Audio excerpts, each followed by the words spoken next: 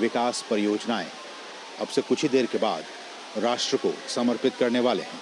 19,100 करोड़ रुपए से अधिक की परियोजनाएं, और ये जो परियोजनाएं आज प्रधानमंत्री राष्ट्र को समर्पित करने वाले हैं, उनमें रेल से संबंधित परियोजनाएं हैं, सड़क से संबंधित हैं, तेल और गैस से संबंधित हैं, शहरी विकास और आवास से संबंधित कई परियोजनाएं हैं, जिनको कि प्रधानमंत्री अब से कुछ ही देर के बाद राष्ट्र को समर्पित करेंगे। बहुत ही महत्वपूर्ण कार्यक्रम प्रधानमंत्री का यहाँ होने वाला है, राष्ट्र को समर्पित करने वाले हैं। बुनियादी अवसंरचना के विकास के लिहाज से बुलंदशहर के लिए और उत्तर प्रदेश के लिए और साथ ही साथ देश के लिए भी बहुत ही महत्वपूर्ण, क्योंकि किस तरह से हमने आपको बताया कि 19,000 से भी अधिक करोड़ रुपए से भी अधिक की परियोजनाएं प्रधानमंत्री आज राष्ट्र को समर्पित करने वाले हैं। डेडिकेटेड फ्रेट कॉरिडोर और उसके न्यू खुर्जा और न्यू रेवाड़ी के बीच डबल लाइन 173 किलोमीटर लंबे विद्युतीकृत खंड का वो राष्ट्र को समर्पित करेंगे। साथ ही साथ प्रधानमंत्री मथुरा पलवल खंड और चिपियाना बुजुर्ग दादरी खंड को जोड़ने वाली चौथी लाइन भी राष्ट्र को समर्पित करेंगे। और हम आपको जैसे बता रहे हैं कि कार्यक्रम के दौरान प्रधानमंत्री इंडियन ऑयल की जो टुंडला और गवारिया पाइपलाइन है, उसका भी प्रधानमंत्री उद्घाटन करेंगे। और ये जो पाइपलाइन है वो करीब 700 करोड़ रुपए की लागत से बनी है और 255 किलोमीटर लंबी ये पाइपलाइन है, जो कि परियोजना तय समय से काफी पहले ही पूरी कर ली गई है। एक बार पुनः माननीय प्रधानमंत्री जी का अभिवादन और उनसे सादर अनुरोध कि डीएफसीसी ट्रेन का फ्लैग ऑफ करके हम सब पे कृपा करें, सबको समर्पित करें हरी झंडी दिखाकर ये न्यू खुर्जा और न्यू रेवाड़ी की ये 2 मालगाड़ियां।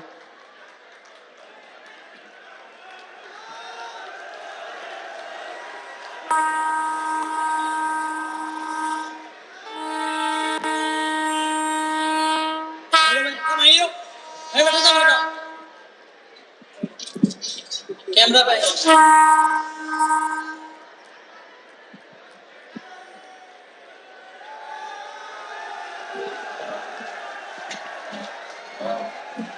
सक्सेसफुल। सादर सभी को स्थान ग्रहण करने का अनुरोध। हम सब सौभाग्यशाली हैं कि उस कालखंड से हैं जिसमें माननीय प्रधानमंत्री जी हम सब के अभिभावक हैं।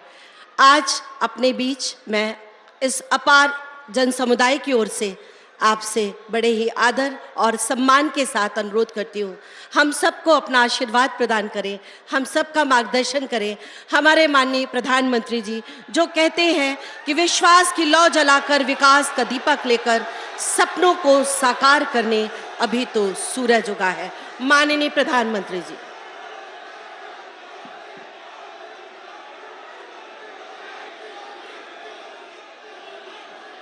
भारत माता की, भारत माता की। उत्तर प्रदेश की गवर्नर आनंदीबेन पटेल, यहाँ के लोकप्रिय मुख्यमंत्री श्रीमान योगी आदित्यनाथ जी, उप मुख्यमंत्री ब्रजेश पाठक जी, केंद्रीय मंत्री श्री वीके सिंह जी, उत्तर प्रदेश भारतीय जनता पार्टी के अध्यक्ष श्रीमान भूपेंद्र चौधरी जी, अन्य प्रतिनिधिगण और बुलंद के मेरे प्यारे भाइयों और बहनों,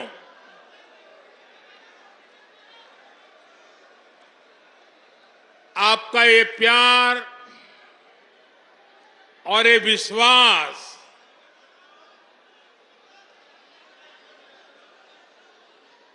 जीवन में इससे बड़ा सौभाग्य क्या हो सकता है। मैं आपके प्यार के लिए अभिभूत हूं और मैं आज देख रहा था इतनी बड़ी तादाद में माताएं बहनें और ये समय तो हमारे यहाँ परिवार में माताओं बहनों का सबसे व्यस्त समय होता है, रसोई का समय होता है, लेकिन सब छोड़ छाड़ करके इतनी बड़ी तादाद में हमें आशीर्वाद देने आए सभी माताओं बहनों को मेरा विशेष प्रणाम।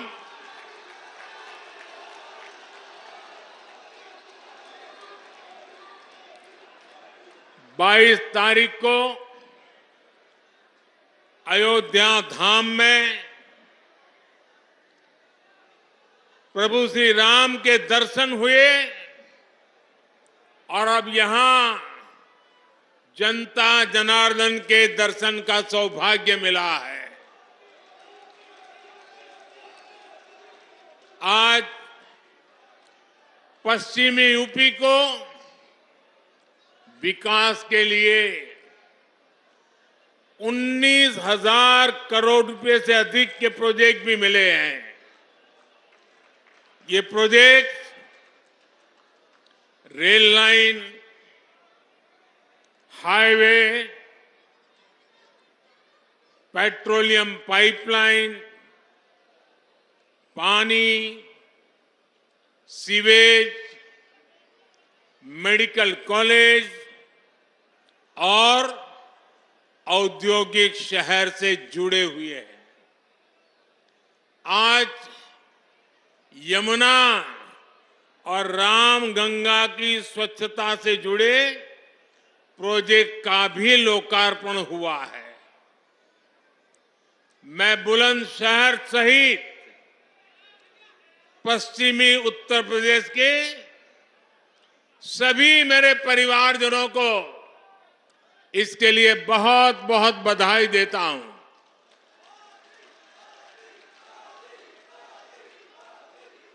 भाइयों और बहनों, इस क्षेत्र ने तो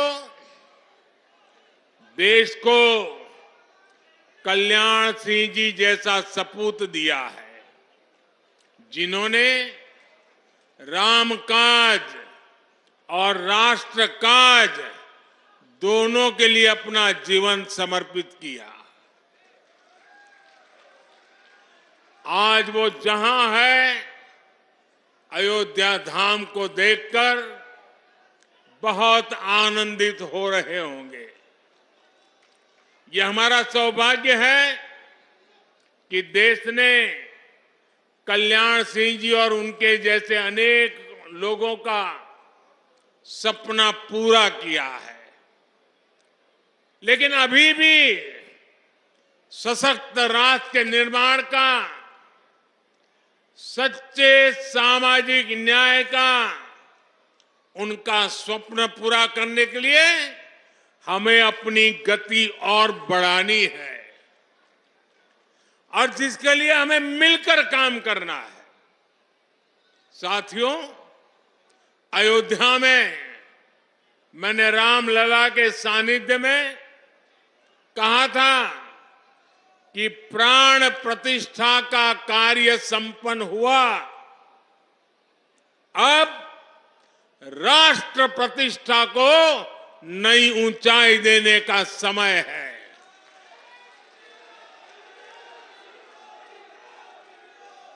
हमें देव से देश और राम से राष्ट्र के मार्ग को और प्रशस्त करना है। हमारा लक्ष्य साल 2047 तक भारत को विकसित राष्ट्र बनाना है और लक्ष्य बड़ा हो तो उसके लिए हर साधन जुटाना होता है, सबको मिलकर के प्रयास करना पड़ता है। विकसित भारत का निर्माण भी यूपी के तेज विकास के बिना संभव नहीं है। इसके लिए हमें खेत खलिहान से लेकर ज्ञान, विज्ञान, उद्योग, उद्यम तक हर शक्ति को जगाना है। आज का ये आयोजन इसी दिशा में एक और कदम है, बड़ा कदम है, महत्वपूर्ण कदम है। साथियों, आजादी के बाद के दशकों में लंबे समय तक भारत में विकास को सिर्फ कुछ ही क्षेत्रों में सीमित रखा गया। देश का एक बहुत बड़ा हिस्सा विकास से वंचित रहा।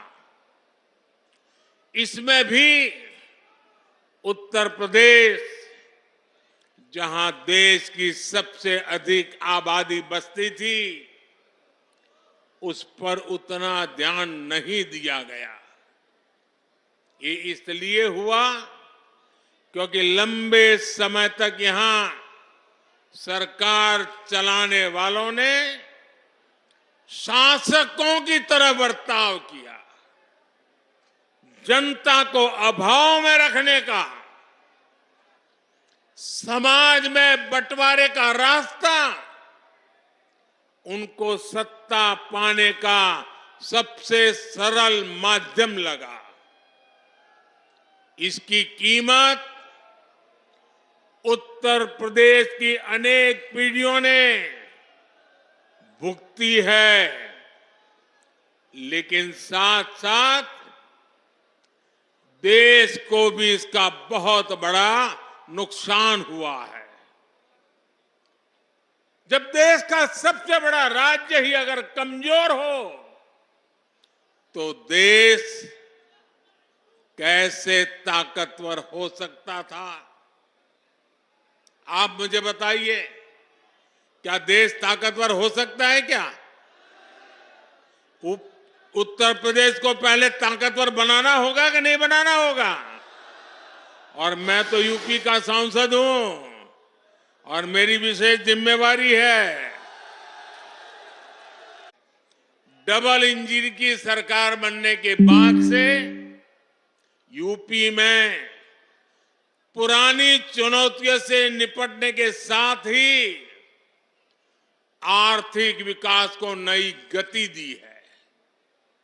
आज का कार्यक्रम हमारी इस प्रतिबद्धता का प्रमाण है। आज भारत में 2 बड़े डिफेंस कॉरिडोर पर काम चल रहा है। उनमें से एक यूपी में, पश्चिमी यूपी में बन रहा है। आज भारत में नेशनल हाईवे का तेजी से विकास हो रहा है। उसमें से अनेक पश्चिमी यूपी में बन रहे हैं।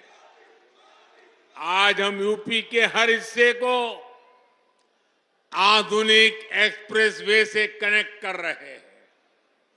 भारत का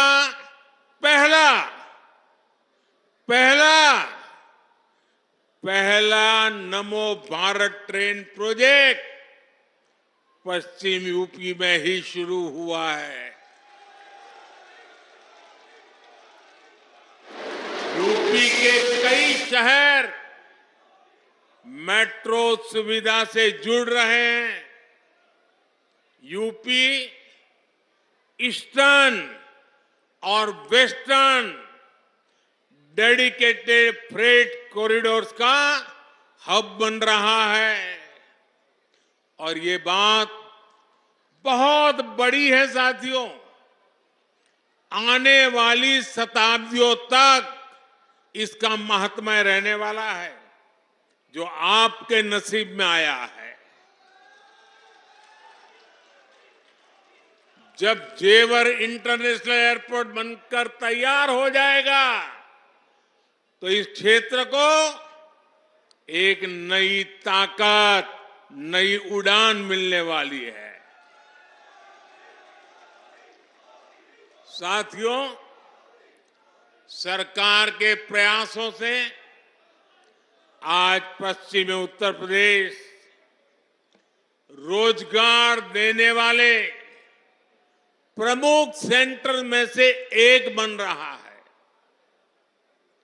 केंद्र सरकार देश में 4 नए औद्योगिक स्मार्ट शहर बनाने की तैयारी में है। ऐसे नए शहर जो दुनिया के श्रेष्ठ मैन्युफैक्चरिंग और निवेश स्थलों को टक्कर दे सके। इसमें से एक औद्योगिक स्मार्ट शहर पश्चिमी उत्तर प्रदेश के ग्रेटर नोएडा में बना है। और आज मुझे इस महत्वपूर्ण टाउनशिप का उद्घाटन करने का सौभाग्य मिला है। यहां हर वो बुनियादी सुविधाएं विकसित की गई है जो रोजमर्रा के जीवन के लिए, व्यापार, कारोबार, उद्योग के लिए चाहिए। अब ये शहर दुनिया भर के निवेशकों के लिए तैयार है। इसका लाभ यूपी के, विशेष रूप से पश्चिमी यूपी के हर छोटे, लघु और कुटीर उद्योग को भी होगा। इसके बहुत बड़े लाभार्थी हमारे किसान परिवार, हमारे खेत मजदूर भी होंगे। यहां कृषि आधारित उद्योगों के लिए नई संभावनाएं बनेगी। साथियों, आप भी जानते हैं कि पहले खराब कनेक्टिविटी की वजह से किसान की पैदावार समय पर बाजार नहीं पहुंच पाती थी। किसानों को अधिक भाड़ा भी देना पड़ता था। गन्ना किसानों को कितनी परेशानी होती थी, ये आपसे बेहतर और कौन जानता है। किसानों की उपज को अगर विदेश एक्सपोर्ट करना होता था तो वो भी मुश्किल था। यूपी समंदर से बहुत दूर है, इसलिए उद्योगों के लिए जो गैस और दूसरे पेट्रोलियम प्रोडक्ट चाहिए, उन्हें भी ट्रकों में लाना पड़ता था। इन सारी चुनौतियों का हल नए एयरपोर्ट और नए डेडिकेटेड फ्रेट कॉरिडोर में है। अब यूपी में बना सामान यूपी के किसानों के फल सब्जी और ज्यादा आसानी से विदेशी बाजार तक पहुंच पाएंगे। मेरे परिवारजनों, डबल इंजन सरकार का निरंतर प्रयास है कि गरीब और किसान का जीवन आसान हो। मैं योगी जी की सरकार को बधाई दूंगा कि उन्होंने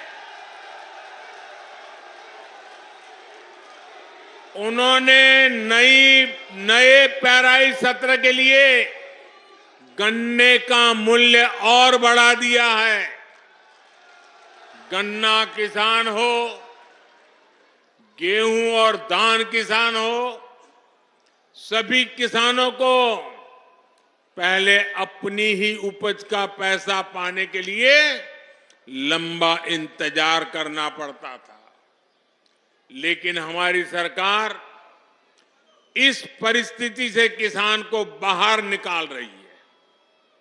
हमारी सरकार ने ये सुनिश्चित किया है, मंडी में अनाज बेचने पर किसान का पैसा सीधे किसान के बैंक अकाउंट में जाना चाहिए।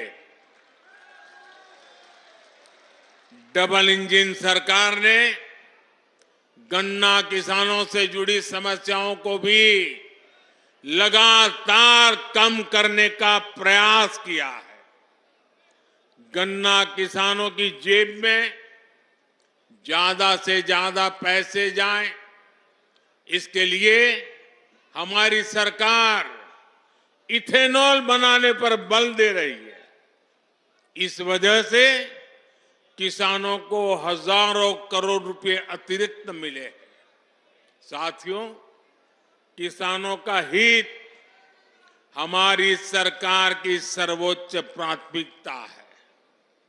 आज सरकार हर किसान परिवार के इर्द गिर्द एक पूरा सुरक्षा कवच बना रही है। किसानों को सस्ती खाद मिलती रहे, इसके लिए बीते वर्षों में हमारी सरकार ने लाखों करोड़ रुपए खर्च किए हैं। दुनिया में आज यूरिया की जो बोरी 3,000 रुपए तक की मिल रही है, भारत के किसानों को 300 रुपए से भी कम में मिल रही है।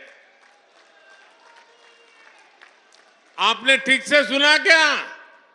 ये यूरिया की बोरी दुनिया में 3,000 रुपए तक में बिकती है, जबकि भारत सरकार आपको वो बोरी 300 से भी कम कीमत में देती है। अब देश ने और एक महत्वपूर्ण काम किया है, नैनो यूरिया बनाया है। इससे एक बोरी खाद की शक्ति एक बोतल में समा गई है। इससे भी किसानों को लागत कम होगी, बचत होगी। सरकार ने करोड़ों किसानों के खातों में पीएम किसान सम्मान निधि के 3.25 लाख करोड़ रुपए भी ट्रांसफर किए हैं। मेरे परिवारजनों, कृषि और कृषि आधारित अर्थव्यवस्था के निर्माण में हमारे किसानों का योगदान हमेशा से अभूतपूर्व रहा है। हमारी सरकार सहकारिता के दायरे को भी लगातार बढ़ा रही है। पैक्स हो, कोऑपरेटिव सोसाइटी हो, किसान उत्पाद संघ एफपीओ हो, इनको गांव-गांव तक पहुंचाया जा रहा है। ये छोटे किसानों को बाजार की बड़ी ताकत बन रहा है। खरीद बिक्री हो, लोन हो, कोई फूड प्रोसेसिंग उद्योग हो, एक्सपोर्ट हो, ऐसे हर काम के लिए किसानों की सहकारी संस्थानों को प्रोत्साहित किया जा रहा है। ये छोटे से छोटे किसान को भी सशक्त करने का एक बहुत बड़ा माध्यम बन रही है। किसानों की एक बहुत बड़ी समस्या भंडारण की सुविधा के अभाव की भी रही है। हमारी सरकार ने भंडारण की सुविधाओं के निर्माण के लिए दुनिया की सबसे बड़ी योजना शुरू की है। इसके तहत पूरे देश में कोल्ड स्टोरेज का, भंडारण का नेटवर्क तैयार किया जा रहा है। साथियों, हमारा प्रयास है कि खेती किसानी को आधुनिक तकनीक से जोड़ा जाए। इसमें भी गांव में हमारी नारी शक्ति के माध्यम एक बहुत बड़ी ताकत बन सकता है और उस दिशा में हम काम कर रहे हैं। केंद्र सरकार ने नमो ड्रोन दीदी नमो ड्रोन दीदी योजना शुरू की है। इससे महिलाओं के स्वयं सहायता समूहों को ड्रोन पायलट की ट्रेनिंग दी जा रही है, उन्हें ड्रोन दिए जा रहे हैं। भविष्य में ये नमो ड्रोन दीदी ग्रामीण अर्थव्यवस्था और खेती किसानी की बहुत बड़ी ताकत बनने जा रही है। साथियों, किसानों के लिए जितना हमारी सरकार ने काम किया है, उतना पहले किसी सरकार ने नहीं किया है। बीते 10 वर्षों में जन कल्याण की हर योजना का सीधा लाभ हमारे छोटे किसानों को मिला है। करोड़ों पक्के घर बने हैं, तो इनके बहुत बड़े लाभार्थी छोटे किसान और खेत मजदूर है। गांवों के करोड़ों घरों में पहली बार टॉयलेट बने हैं।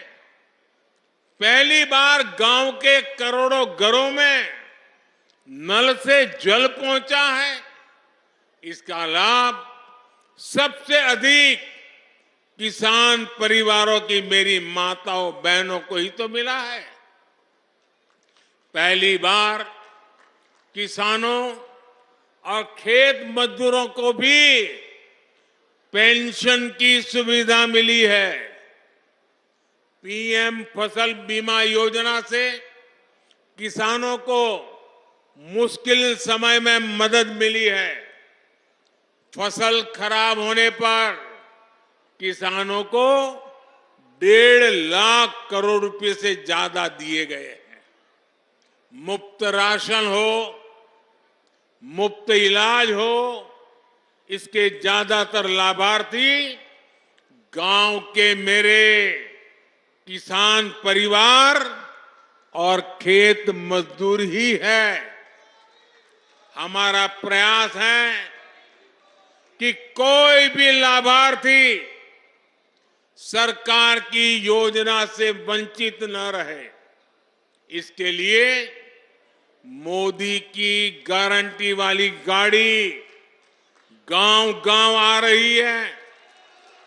यूपी में भी लाखों लोग इस गारंटी वाली गाड़ी से जुड़े हैं।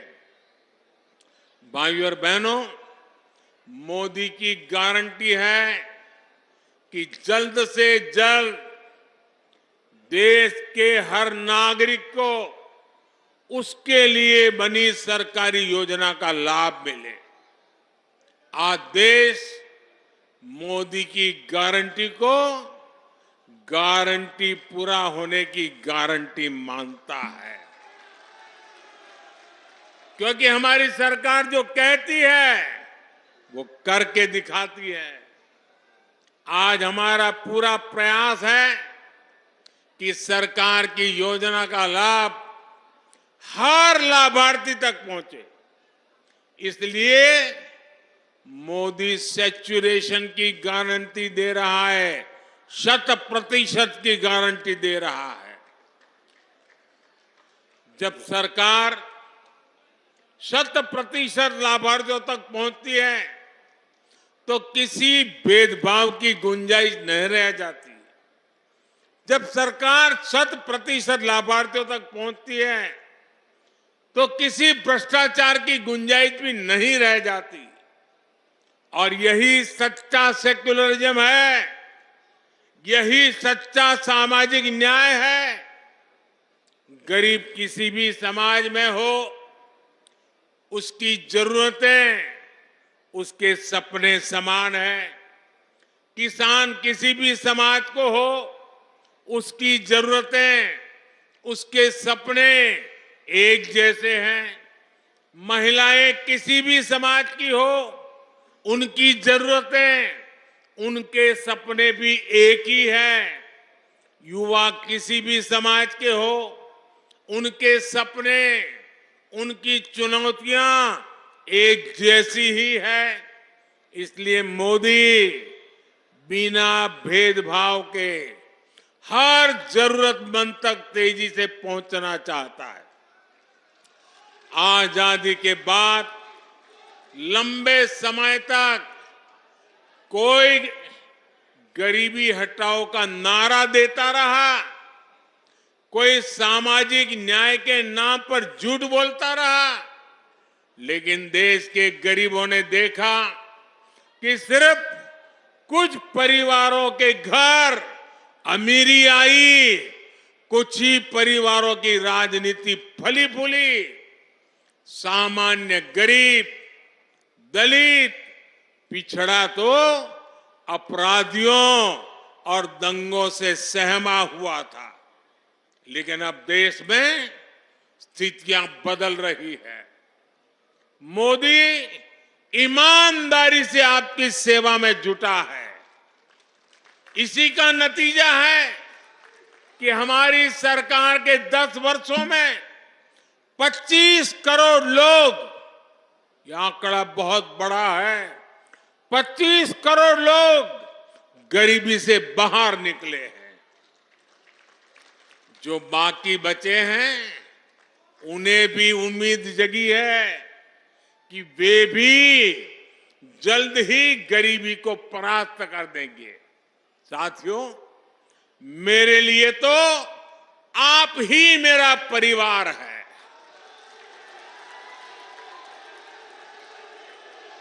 आपका सपना ही मेरा संकल्प है।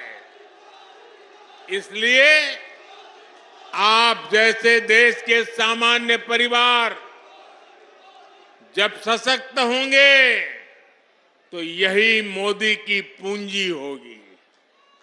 गांव गरीब हो, युवा, महिला, किसान हो, सबको सशक्त करने का ये अभियान जारी रहेगा।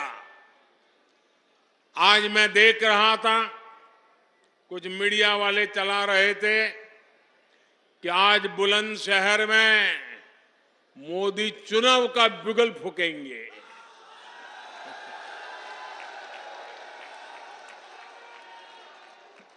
मोदी तो विकास का बिगुल फूंकता रहता है। मोदी तो समाज के आखिरी व्यक्ति के कल्याण के लिए बिगुल फूंकता रहता है।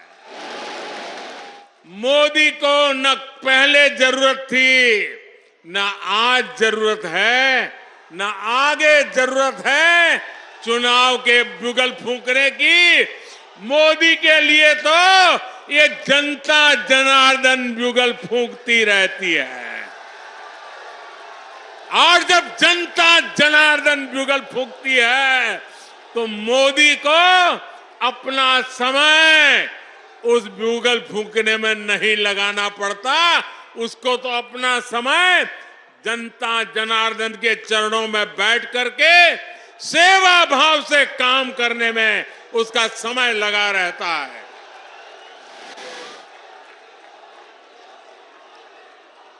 एक बार फिर आप सभी को विकास कार्यों के लिए बहुत बहुत बधाई। मेरे साथ पूरी शक्ति से बोलिए, भारत माता की। शाबाश। भारत माता की। भारत माता की।